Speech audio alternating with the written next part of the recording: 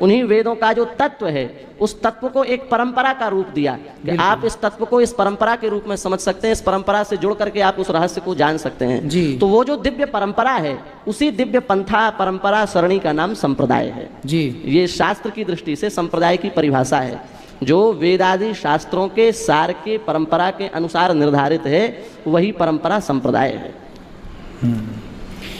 कितनी संप्रदाय हैं? वैसे तो आज की दृष्टि से देखा जाए तो जिस प्रकार से लोग चल रहे हैं अलग अलग संप्रदाय बना करके चल रहे हैं, न जाने कितने ऐसे संप्रदाय हैं जिनमें ये सिखाया जा रहा है महाराज जी कि माता पिता के प्रणाम मत करना, घर में जितने भगवान की मूर्तियां हैं सबको हटा दो, इस सबसे पूजा करने से दोष लगता है घर में। ऐसे ऐसे नए नए मत पंथ चल रहे हैं संप्रदाय के नाम पर, लेकिन जो शास्त्रीय परंपरा है उसमें मुख्य रूप से वैदिक संप्रदाय 4 संप्रदाय हैं, श्री संप्रदाय, ब्रह्म संप्रदाय, रुद्र संप्रदाय और सनक संप्रदाय। ये 4 संप्रदाय जो हैं ये वैदिक हैं और वेद की परंपरा से सिद्ध संप्रदाय हैं। और श्री संप्रदाय के अंतर्गत ही श्री रामानंद एवं श्री रामानुज दोनों संप्रदाय हैं, क्योंकि श्री शब्द का अर्थ होता है प्रसंग के अनुसार। जब हम नारायण भगवान की व्याख्या करेंगे या लक्ष्मी जी की व्याख्या करेंगे और नारायण भगवान से उनका संबंध जोड़ेंगे तो श्री का अर्थ लक्ष्मी हो जाएगा जी। और जब राम भगवान से हम संबंध जोड़ेंगे तो श्री का अर्थ सीता जी हो जाएगा। बिल्कुल। श्री श्रयते विष्णुम श्री लक्ष्मी श्रयते रामम इति श्री सीता, व्याकरण की दृष्टि से। तो जो श्री शब्द है ये भगवान भगवती श्री जानकी जी के लिए भी प्रयुक्त होता है और जो श्री शब्द है ये श्री लक्ष्मी जी के लिए भी प्रयुक्त होता है। इसलिए श्री संप्रदाय में श्री रामानंद एवं श्री रामानुज दोनों संप्रदाय हैं। आपकी जो पवित्र परंपरा है वो श्री रामानुज संप्रदाय की परंपरा है और हमारी जो पवित्र परंपरा है वो श्री रामानंद संप्रदाय की परंपरा है। और दोनों संप्रदायों में जो मूल आचार्य हुए वो बड़े अद्भुत और भगवत स्वरूप ही हुए। इसलिए भक्तमाल में तो श्री रामानुजाचार्य जी महाराज के लिए करुणा समुद्र कहा गया। बिल्कुल। जीवों पर कृपा करने के लिए करुणा की नदी नहीं बने, करुणा के तालाब नहीं बने, करुणा के समुद्र बने जी। और करुणा के समुद्र बन करके समस्त जीवों का कल्याण किया, समस्त जीवों का उद्धार किया, समस्त जीवों के ऊपर कृपा की। बिल्कुल। तो रामानुजाचार्य भगवान जो हैं वो करुणा समुद्र हैं। जब उन्होंने अवतार लिया इस धराधाम पर प्रकट भये तो प्रकट होने से पहले भगवान से ये कह करके ही प्रकट हुए कि जब हम धराधाम पर जाएंगे तो आप एक प्रतिज्ञा के साथ जाएंगे, आप एक वचन देंगे तब जाएंगे। और वो वचन क्या बोले? वो वचन यही है कि श्रृंखला संबंध से अंतिम व्यक्ति तक का कल्याण होना चाहिए। हमसे कोई व्यक्ति जुड़ा हो, उससे कोई जुड़ा हो, उससे कोई जुड़ा हो, उससे कोई जुड़ा हो, इस प्रकार से श्रृंखला संबंध से बढ़ते जाइए। और उसमें जो अंतिम व्यक्ति है, अंतिम पायदान पर खड़ा व्यक्ति है, उसकी भी यदि कल्याण करने की आप गारंटी लेते हैं तो फिर हम मृत्यु लोक में जाएंगे, नहीं तो नहीं जाएंगे। तो भगवान ने वचन दिया है कि जो भी इस पवित्र श्री रामानुज परंपरा में आएंगे और श्रृंखला संबंध से वो अंतिम स्थान तक भी खड़े होंगे तो उनको भी मरने के बाद मेरे दिव्य धाम की प्राप्ति होगी, उनको संसार में मृत्यु लोक में और ये नरक के चक्कर में नहीं पड़ना पड़ेगा जी। तो ये जो श्री रामानुज संप्रदाय के आचार्य चरण, ये उनकी उदारता है। जब उनको मंत्र मिला तो गुरुजी ने उनके मना किया कि इसको किसी को सुनाना नहीं है, क्योंकि मंत्र शब्द का अर्थ ही होता है मत्री गुप्त परिभाषण धातु से मंत्र शब्द बनता है। जो जितना गुप्त हो वह उतना ही फलीभूत होता है। बिल्कुल। तो मंत्र गुप्त रखना चाहिए। लेकिन जब यह मंत्र श्री रामानुजाचार्य स्वामी जी तक आया तो उन्होंने विचार किया कि ऐसे दिव्य मंत्र के होते हुए ये संसारी प्राणी क्यों दुखी हैं, ये संसारी प्राणी क्यों संसार में भटक रहे हैं, इनका तो कल्याण होना चाहिए। तो अपने गुरुदेव की आज्ञा का खंडन करके और जीवों पर दया करने के लिए स्वामी जी महाराज ने खुले मंत्र का उच्चारण किया और जितने लोगों ने मंत्र सुना उनको तत्काल ब्रह्म संबंध हो गया, तत्काल उनको भगवत प्राप्ति हो गई, तत्काल उनको ब्रह्म साक्षात्कार हो गया। तो ये उनकी करुणा है। बिल्कुल। और ऐसे ही श्री रामानंदाचार्य भगवान प्रत्येक प्राणी के ऊपर कृपा की। स्वामी जी का सिद्धांत सर्वे प्रपत्ते अधिकारिणः सदा, जीव मात्र शरणागति का अधिकार है। किसी प्रकार इसमें भेदभाव नहीं है, किसी प्रकार इसमें किसी प्रकार का कोई भ्रम नहीं है, जीव मात्र को भगवत प्राप्ति का अधिकार है। और स्वामी जी के संबंध में तो घटना आती है महाराज जी कि स्वामी जी तपस्या कर रहे थे अपने मठ में बैठ करके, तो कलयुग आया। कलयुग ने विचार किया कि यदि ये रहेंगे तो हमारा तो बोलबाला सब खत्म हो जाएगा, हमें कौन पूछेगा, और हमारा अधिकार रहना चाहिए क्योंकि हमारा युग चल रहा है, हमारा शासन तो बरकरार रहना चाहिए। तो कलयुग ने विचार किया कि स्वामी जी की कुटिया में कहीं से प्रवेश किया जाए जिससे इनको हम भ्रष्ट कर सकें और अपना आधिपत्य कर सकें। तो 3 दिन तक महाराज वो घूमता रहा लेकिन वो कुटिया में प्रवेश नहीं कर पाया, क्योंकि कलयुग तभी प्रवेश करता है जब कोई अपवित्रता होती है, हम कोई अधर्म आचरण करते हैं, हम कोई पाप आचरण करते हैं, तभी कलयुग आता है। और स्वामी जी तो भगवत स्वरूप, वहाँ कहाँ दोष बनने की संभावना ही नहीं है। तो महाराज कलयुग 3 दिन तक प्रवेश नहीं पा सका, अंत में चरणों में आकर के गिरा। तो स्वामी जी ने कहा कि देखो तुम हमारे शिष्य हो गए, बोले महाराज दीक्षा दे दो। तो बोले हाँ हम तुमको शिष्य बना लेते हैं, पर तुमसे गुरु दक्षिणा में ये मांगेंगे कि जितने भी कंठी धारण किए होंगे और जितने भी तिलक लगाए होंगे उनके ऊपर तुम्हारा किसी भी प्रकार का कोई प्रभाव नहीं पड़ना चाहिए, ये तुम हमको गुरु दक्षिणा दे दो और दीक्षा ले लो। तो स्वामी जी महाराज कितने कृपालु हैं, जीव मात्र के ऊपर जो तिलक लगा रहे हैं, जो कंठी धारण कर रहे हैं, जो भगवान की कथा सुन रहे हैं, उन पर कलयुग के लिए मना कर दिया कि इन पर अपना अधिकार मत करना। बिल्कुल। तो ये जो आचार्यों की उदारता है, श्री रामानंद संप्रदाय और श्री रामानुज संप्रदाय, ये दोनों संप्रदाय श्री संप्रदाय के अंतर्गत आते हैं। और हम लोगों का जो सिद्धांत है दोनों संप्रदायों का, वो विशिष्टाद्वैत सिद्धांत है जी। और दूसरा संप्रदाय है ब्रह्म संप्रदाय, जिसके प्रवर्तक आचार्य श्री मध्वाचार्य जी हुए, जिनका पवित्र जो सिद्धांत है वो द्वैत सिद्धांत है।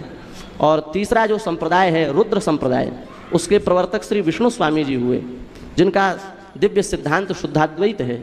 और चौथे श्री सनक संप्रदाय, जिसके प्रवर्तक आचार्य श्री निम्बारकाचार्य भगवान हुए, और श्री निम्बारकाचार्य भगवान का द्वैताद्वैत जो है वो तो प्रसिद्ध ही है। तो ये जो चारों संप्रदाय हैं, ये ऐसा नहीं है कि महाराज कलयुग में बना दिए गए हैं। और ये शंकराचार्य भगवान की जो संप्रदाय है उसे किस नाम से जाना जाता है? अद्वैत परंपरा है। ये सब संप्रदाय वैदिक संप्रदाय हैं। जो पवित्र श्री रामानंद संप्रदाय है वो भगवान श्री राम, उनसे फिर सीता जी, उनसे हनुमान जी, हनुमान जी ने वो दिव्य मंत्र श्री ब्रह्मा जी को दिया, ब्रह्मा जी से वो मंत्र वशिष्ठ जी तक आया, वशिष्ठ जी ने पाराशर जी को दिया, पाराशर जी ने व्यास जी को दिया, व्यास जी ने सुखदेव जी को दिया, वही मंत्र श्री राघवानंदाचार्य भगवान तक आया, और फिर श्री राघवानंदाचार्य जी से वो मंत्र श्री रामानंदाचार्य जी तक आया, और फिर श्री रामानंदाचार्य भगवान ने जीव मात्र को उस मंत्र का अधिकारी बनाया। उसी प्रकार से पवित्र श्री रामानुज परंपरा है, विश्वक्सेनाचार्य जी, सतकोपाचार्य जी, यामुनाचार्य जी से होती हुई श्री रामानुजाचार्य स्वामी जी तक आई, और फिर श्री रामानुजाचार्य स्वामी जी के माध्यम से जीव जगत का कल्याण हुआ। आप तक वो परंपरा आई और आपके माध्यम से लाखों लोगों का हित हो रहा है, कल्याण हो रहा है, और दीक्षा लेकर के जीव मात्र को भगवान की प्राप्ति हो रही है।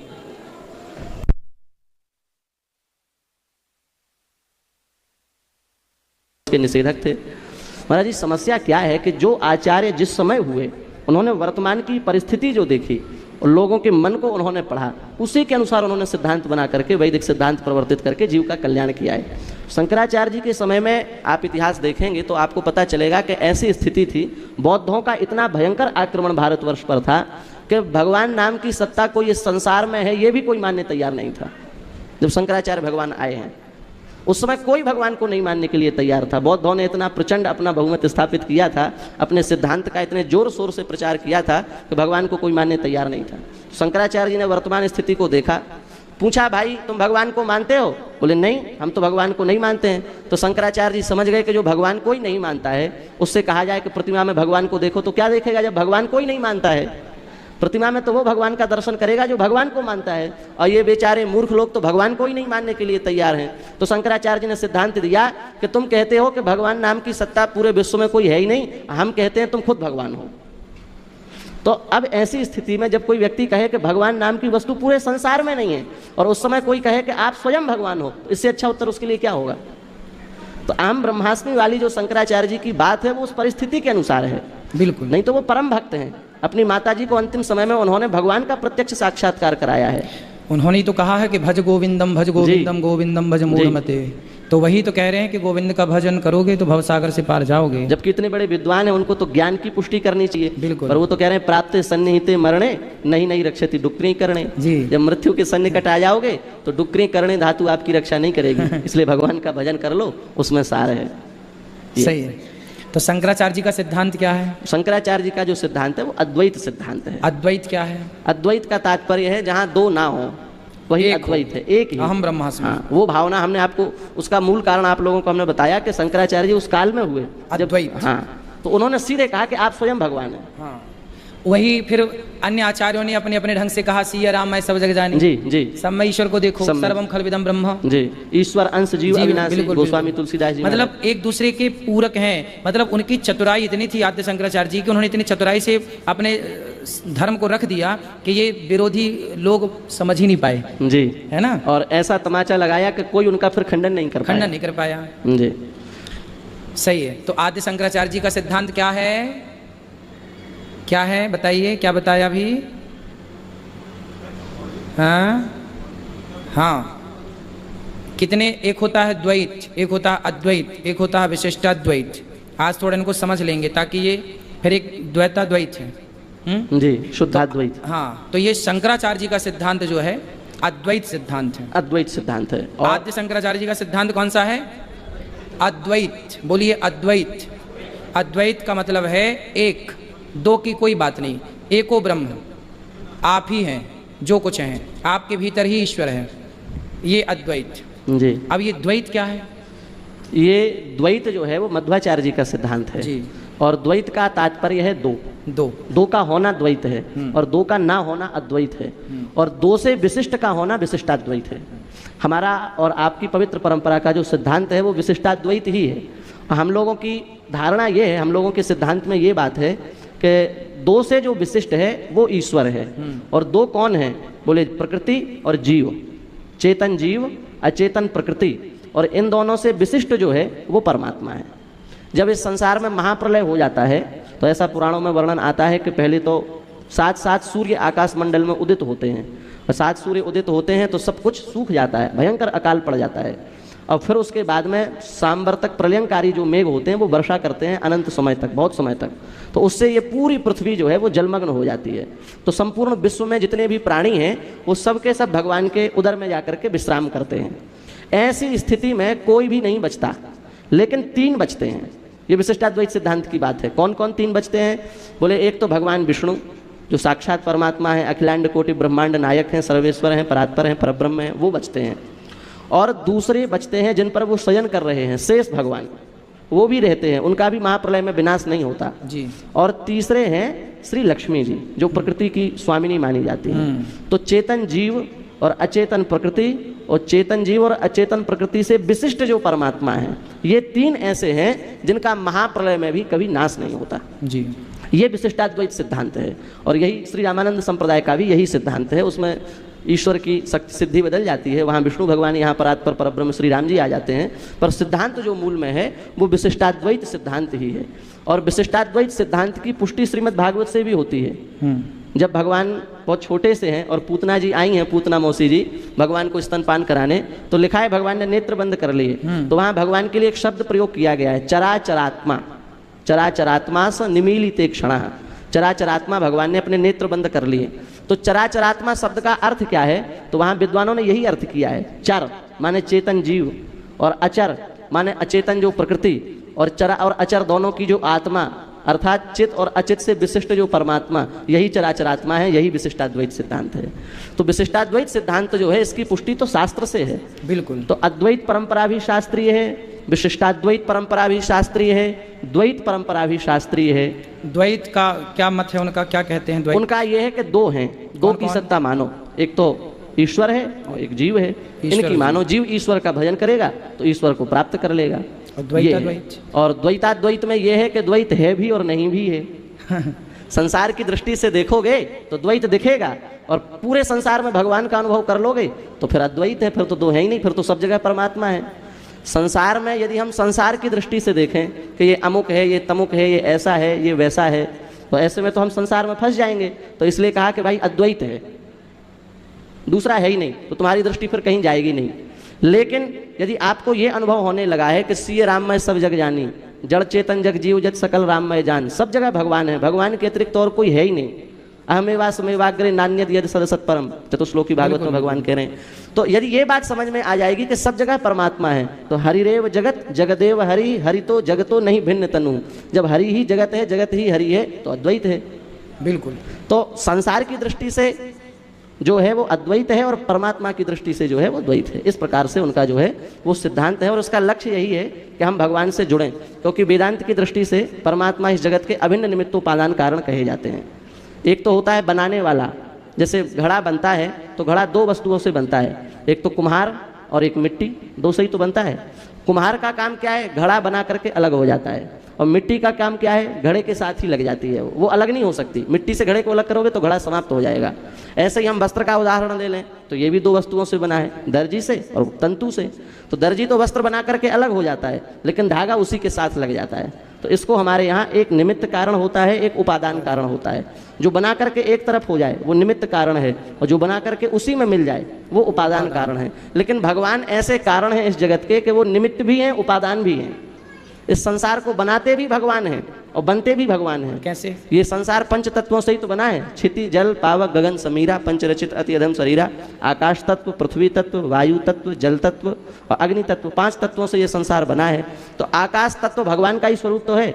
आकाश के विषय में यजुर्वेद के माध्यान्तिनी संहिता के 40वें अध्याय के अंतिम मंत्र में कहा है खम ब्रह्म। खम ब्रह्म, खम माने आकाश। क्या है? बोले ब्रह्म का स्वरूप है। तो आकाश के रूप में कौन है? परमात्मा है। बिल्कुल। वायु तो परमात्मा है ही, क्योंकि वायु के बिना तो जीवन ही नहीं है, तो उसको तो परमात्मा का स्वरूप मानना ही पड़ेगा। अग्नि भी परमात्मा है। भगवान ने गीता में कहा अहम वैश्वानरो भूत्वा प्राणी नाम देह माश्रिता प्राणापान समायुक्ता पचाम्यन्नम चतुर्विधम। अग्नि को भी भगवान अपना स्वरूप कह रहे हैं। तो इस प्रकार से पंच तत्व कहीं ना कहीं भगवान के ही स्वरूप हैं और पंच तत्वों के स्वरूप में हम लोग हैं। तो संसार को बनाने वाले भी भगवान हुए और संसार के रूप में बनने वाले भी भगवान हुए। तो इसलिए भगवान एकमात्र ऐसे कारण हैं इस जगत के जो उपादान कारण भी हैं और निमित्त कारण भी हैं। दोनों कारण भगवान हैं। जैसे मकड़ी जी जाल को पैदा करती है, हाँ। स्वयं उसमें खेलती है, स्वयं उसे निकल जाती है। जी ऐसे ही है मकड़ी की तरह है। संसार को ईश्वर ने खुद ने रचा है, खुद ही रमण कर रहे हैं। मकड़ी अपना जाल खुद बनाती है, खुद ही उसमें खेलती है। तो खुद भगवान संसार को बनाते हैं, खुद ही उसमें आनंद लेते हैं और खुद ही फिर उसको अपने अंदर समाहित कर लेते हैं प्रलय काल में। जी सुंदर। महाराज जी, भगवान के अवतार कितने प्रकार के हैं? 24 प्रकार तो हम सब जानते हैं जी। 24 अवतारों का वर्णन है। नारायण, नारद, हरि, कपिल देव, श्री राम, हंस, हयग्रीव, मोहिनी, दत्तात्रेय, सुखधाम इत्यादि जो 24 अवतार हैं। भगवान के जो अवतार हैं ये 24 के अतिरिक्त और कौन कौन से अवतार हुए? क्योंकि कहा ना हरि अनंत, हरि कथा अनंता। 24 तो शास्त्रों में हैं। फिर भगवान के कितने प्रकार के अवतार हैं? शास्त्रों में भगवान के अवतारों को महाराज जी 5 भागों में विभाजित किया गया है। जी। एक तो भगवान का पर अवतार है, पर, और एक भगवान का विभव अवतार है, विभव, तीसरा भगवान का व्यूह अवतार है, व्यूह, और चौथा भगवान का अंतर्यामी अवतार है, अंतर्यामी, और 5वां भगवान का अर्चा अवतार है। अर्चा अवतार। पर अवतार उसको कहा जाता है भगवान अपनी सभी शक्तियों में स्थित हो करके अपने दिव्य वैभव के साथ जब विराजमान होते हैं तो वो भगवान का पर अवतार होता है। सब भगवान के जितने भी उनके लीला में जो अंग बनते हैं वो सब आगे पीछे खड़े पर हों। अवतार के फिर उदाहरण किसको दिया जाए? जैसे भगवान विष्णु, भगवान विष्णु जब वे श्री लक्ष्मी जी के साथ में शेष पर्यंक पर अपने पूरे वैभव के साथ विराजमान होंगे तो वो पर अवतार कहा जाएगा। ठीक है। ऐसे ही जब श्री राम जी पूरे दिव्य दरबार के साथ में श्री हनुमान जी के साथ, जानकी जी के साथ, भरत शत्रुघ्न लक्ष्मण जी के साथ विराजमान होंगे तो वो राम जी का पर अवतार है। और दूसरा जो अवतार है वो है व्यूह अवतार।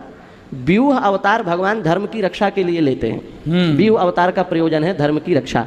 तो व्यूह अवतार में भगवान 4 प्रकार से आते हैं जिनका शास्त्रों में वर्णन है। एक तो वासुदेव साक्षात भगवान कृष्ण, और एक संकर्षण श्री बलराम जी, और एक श्री प्रद्युम्न जी, और एक अनिरुद्ध जी। ये 4 प्रकार के व्यूहों में भगवान आते हैं। इसी को भगवान का व्यूहावतार कहा जाता है। तो इस अवतार में आकर के संकर्षण जी के माध्यम से स्वयं भगवान श्री कृष्ण, और अनिरुद्ध जी के माध्यम से, और प्रद्युम्न जी के माध्यम से, सबके माध्यम से धर्म की रक्षा कराते हैं। तो इसको भगवान का व्यूहावतार माना जाता है। और तीसरा भगवान का अवतार होता है विभव अवतार, जिसकी अभी आपने चर्चा की कि 24 अवतार होते हैं। ये भगवान के विभव अवतार हैं। ये अलग अलग विशेष विशेष लीलाओं को संपादित करने के लिए भगवान के होते हैं। गीत गोविंदम में तो 10 ही मुख्य अवतार बताए हैं, और श्रीमद् भागवत में 22 संख्या कर दी इनकी बढ़ा के, और फिर श्री नाभादास जी ने 24 कर दी, जिनका भी आपने वर्णन किया कि 24 भगवान के मुख्य अवतार हैं। वो नाभादास जी के मत के अनुसार 24 अवतार हैं।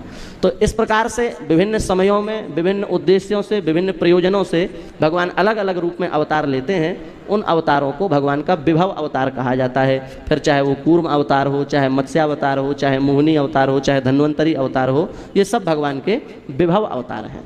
और चौथे प्रकार का भगवान का अवतार होता है अंतर्यामी अवतार। प्रत्येक पदार्थ में भगवान का अनुभव करना, कण कण में भगवान का अनुभव करना। ऐसो को घट नहीं जहाँ हरि नहीं होए, आँखनते को आंधरो तो का करी है कोय।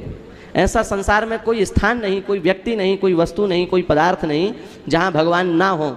लेकिन अब कोई आँख से ही अंधा हो और उसको ना दिखे तो उसमें भगवान का क्या दोष है? तो ये भगवान का जो है, ये भगवान का ये अवतार माना गया चौथा प्रकार का अवतार, अंतर्यामी अवतार। और भगवान का अंतिम जो 5वां प्रकार का अवतार है वो है अर्चावतार। अर्चावतार के रूप में भगवान भक्त जैसी भावना करता है, जैसा उनका स्वरूप विराजमान करना चाहता है वैसे भगवान बन जाते हैं। ये भगवान का अर्चावतार है। जैसे यहाँ श्री गौरी गोपाल के रूप में भगवान विराजमान हैं, तो ये भगवान का अर्चावतार है। श्री राधा वल्लभ जी, श्री राधा रमण जी, श्री बिहारी जी, ये सब भगवान के अर्चावतार हैं। और भगवान इन पांचों रूपों में जो सबसे ज़्यादा सुलभ हैं वो अर्चावतार के रूप में ही हैं। बिल्कुल। तो हम लोग मंदिरों में जो दर्शन करते हैं ना, वह अर्चा अवतार है। भगवान के अवतार तो बहुत हैं। ये जो अभी आचार्य जी ने बताया, यह भक्तों का अपना अपना भाव है। हम अर्चा अवतार से भी भगवान का प्रत्यक्ष साक्षात्कार कर सकते हैं। बड़े बड़े संतों ने, साधकों ने किया है। हम मूर्ति को ना पत्थर की मूर्ति ना माने, साक्षात भगवान के रूप में ही बिहारी जी का दर्शन करें। आपके घर में भी जो गोपाल जी हैं, उन्हें अष्ट धातु ही ना मानते रहें कि नहीं जी ये तो धातु है, ये तो मूर्ति है। नहीं, वो भगवान का विशेष अवतार है, अर्चा अवतार। वो हमारे लिए सुलभ है कि हम उन्हें नहलाएं, तुलसी चढ़ाएं, पुष्प चढ़ाएं, श्रृंगार करें। भगवान इस रूप में सुलभ है, इसलिए ये अर्चा अवतार जरूरी है। स्वामी जी, सबसे प्राचीन धर्म कौन है?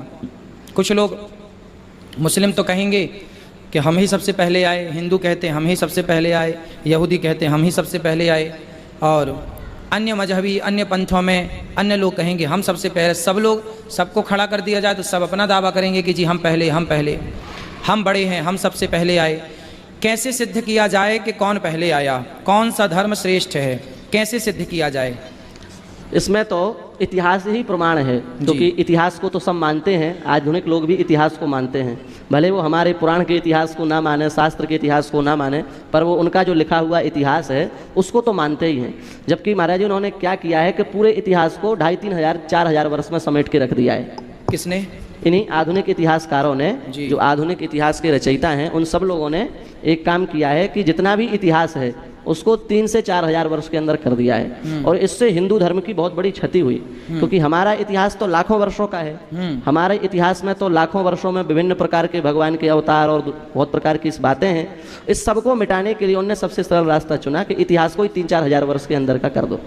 बोले इसी के अंदर राम जी हुए आपके, इसी के अंदर आपके कृष्ण जी हुए, इसी के अंदर 24 अवतार हुए, सब कुछ इसी के अंदर ही हुआ है। जबकि हम लोगों की तो जो शास्त्रीय अवधि है समय की, वो तो बहुत लंबी है। श्रीमद् भागवत में उसका विस्तार से वर्णन है। चतुर्युगी, सतयुग, त्रेता, द्वापर, कलयुग, एक चतुर्युगी, फिर 71 चतुर्युगी का एक मनवंतर, फिर उसका ब्रह्मा जी का एक दिन, फिर उतनी ही बड़ी रात, फिर ऐसे ब्रह्मा जी के 100 साल, तब जा करके। तो हमारे यहाँ तो इतनी बड़ी काल अवधि है, और वो कुछ नहीं मानते। वो तो सब कुछ 3-4000 वर्ष के अंदर समेटे बैठे हैं। तो इसमें उन्होंने अपने अपने धर्म के अनुसार, कोई 1500 वर्ष पहले आया, कोई 2000 वर्ष पहले आया, कोई 2500 वर्ष। यहूदी धर्म जो है वो बहुत प्राचीन धर्म है, लेकिन उसकी भी सत्ता 2500-3000 वर्ष से पुरानी सिद्ध नहीं होती। भगवान ने गीता में अर्जुन से एक जगह कहा है, सनातनस्त्वम पुरुषो मतो में, और ये बहुत गंभीर पंक्ति है, सनातनस्त्वम पुरुषो मतो में। भगवान अर्जुन से कह रहे हैं कि हे अर्जुन, तुम सनातनी हो। बिल्कुल। और अर्जुन क्या है? नर हैं। इसका मतलब प्रत्येक नर कहीं ना कहीं सनातनी है। बिल्कुल। और भगवान अपने लिए कह रहे हैं, मैं, हम भी सनातनी हैं। भगवान अपने लिए भी कह रहे हैं कि हम सनातनी हैं। इसका मतलब ये हुआ कि ये सृष्टि भगवान से बाहर तो है नहीं, सब कुछ भगवान में ही समाया हुआ है। और जब भगवान अपने आप को कह रहे हैं कि मैं सनातन हूँ, मैं सनातनी हूँ, तो इसका मतलब ये हुआ कि चींटी से लेकर के हाथी तक जितने हैं सब सनातनी हैं।